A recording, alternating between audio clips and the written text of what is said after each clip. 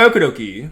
You may have heard of this new romance that recently ended, The Dangers in My Heart, or Boku no Kokoro no Yobai Yatsu for all you mega weebs out there. It's actually quite a controversial anime, with people making tweets calling out the first episode in particular, saying the main character is a bit of an incel. I even quoted them myself, look at me trying to farm clout. With all the talk surrounding it, it actually made me even more interested in what I had initially overlooked, because despite the hate, this show is rated very highly, with an almost equal amount of people praising it as well. So, which side is correct? Is this the worst first episode to ever come out of anime, or have we all misjudged poor Kyo-chan? Well, that's what we're here to find out. I should come clean before we start, because I actually knew about the manga way before the anime was even announced, and I had read a few chapters out of curiosity. My first reaction was actually very similar to the backlash, being absolutely weirded out by Ichikawa and dropping it with very little thought. In fact, I was initially going into this video ready to talk so much shit. I had it all planned out, I was going to rip this little romance to shreds. Funny how plans work out, they never quite turn out how you expect. Let's tackle the first episode. To give it to you guys straight, I actually do agree with the haters. I did not enjoy the first episode at all. I thought this was a really bad way to introduce the anime. Now, before you go into the comments, I can already sense your fingers typing away furiously, saying, I'm completely wrong and I should kill myself. Let me explain. Don't send me death threats, I might cry. What a lot of people dislike about The Dangers in My Heart comes from the first 2 minutes. We're introduced to our male lead, Kyotaro Ichikawa, who tells us he's messed up in the head and wants to kill all his classmates, specifically the popular girl, Anna Yamada.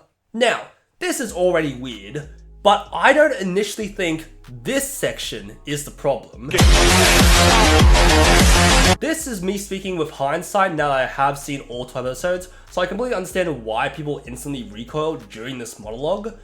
The real problem is where these two lines come in.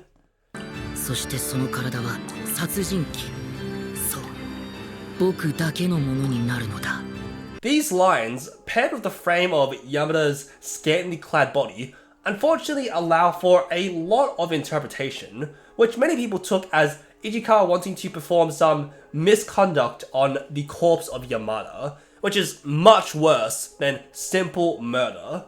Now, hang on. Are we saying misconduct towards a girl is worse than murder?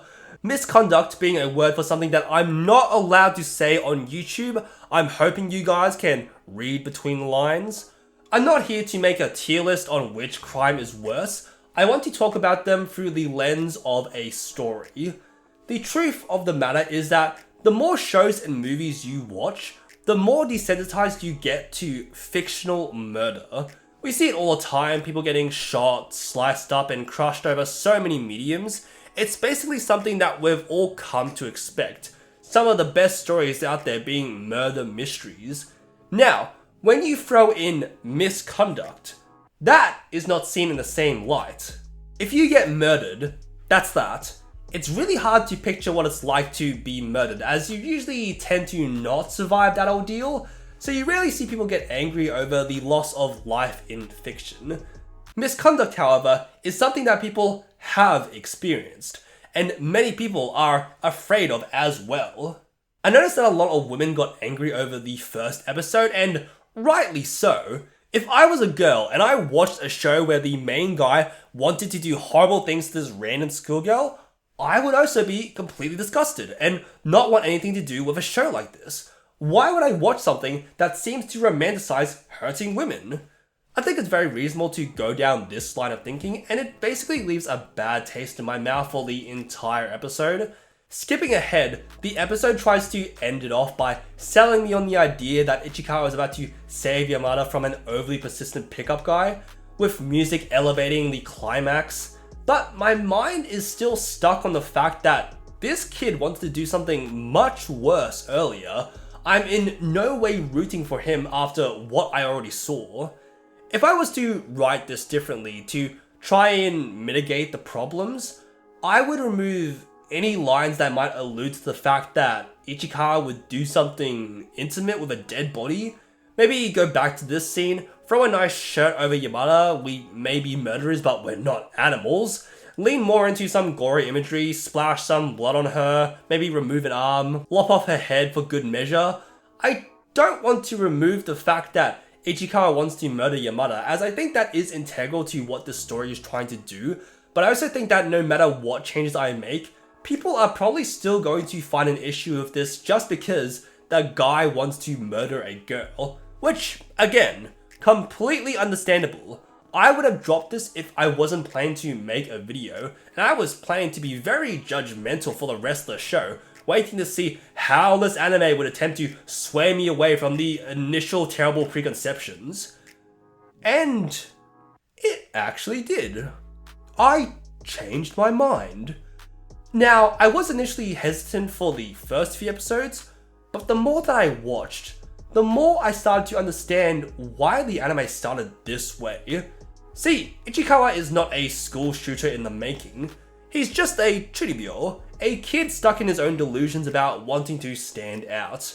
Usually these type of characters are like, I must contain the seal on my arm, else the fearsome powers of Leviathan will break free and wreak havoc. Which is something we do see with Ichikawa writing a fanfic about himself. However, there are different flavors to chunibyo, and Ichikawa is actually more of a true crime churi. Once you recognize the books he's reading and the mannerisms that he has, everything starts to make a lot more sense. It's easy to overlook because you're distracted by his not so great monologue, but Ichikawa doesn't actually want to murder anyone. It's more akin to when you wish someone you hate would disappear from your life forever, but cranked up to the extreme.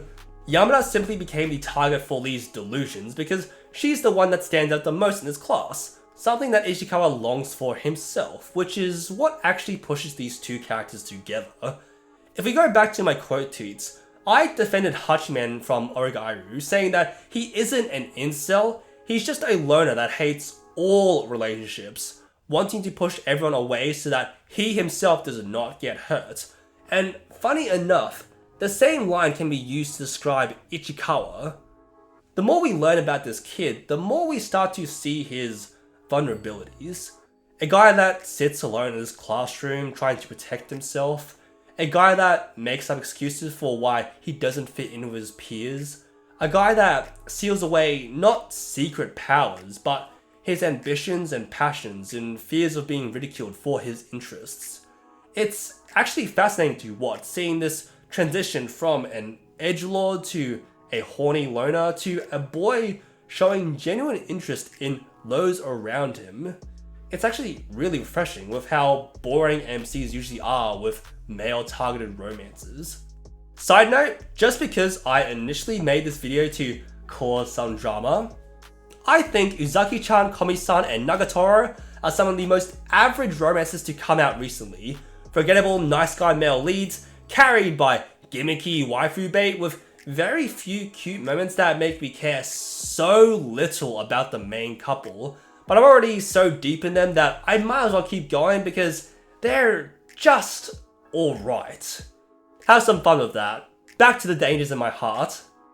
Yamada is actually a great female lead that manages to complement Ichikawa surprisingly well. You initially assume she's kind of an airhead, with her main gimmick being a stunning beauty that loves to snack all the time, but I think it's better to describe her as someone that marches to the beat of her own drum.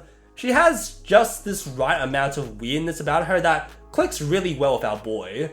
If I was to reduce it to simpler terms, it would be the extrovert that adopts the introvert and drags them around until they become friends. It actually makes a lot of sense why she ended up taking interest in Ichikawa, because from her perspective, he's just being a nice kid that she finds amusing and endearing. She doesn't hear the voices in his head like we do. One great showcase of this is when Ichikawa is handed a note from a male classmate to hand to Yamada, which he assumes is something dirty.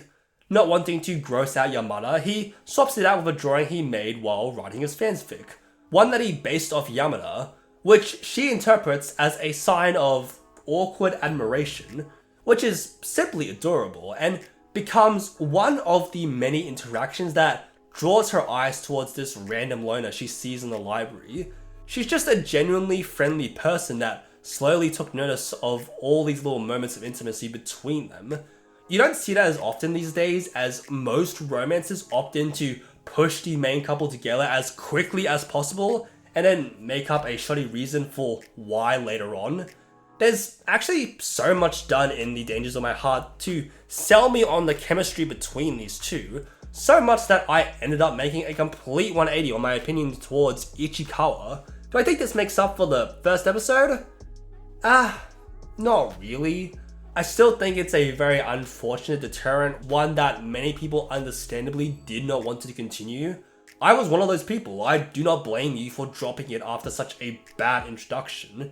However, for those that are still watching this video that do have an inkling of interest in picking it back up, take it from me, you should give this another go. See for yourself if you agree with me or not. I think it's well worth the second chance. Thanks for watching. If you'd like to kill me and keep my body for yourself, let me know in the comments below and tell me your thoughts while you're down there. Like and subscribe for more content, let me know if there's something you'd like me to cover. I like to talk about anything that interests me. That's all I want to say. I hope you all have a good rest of your day.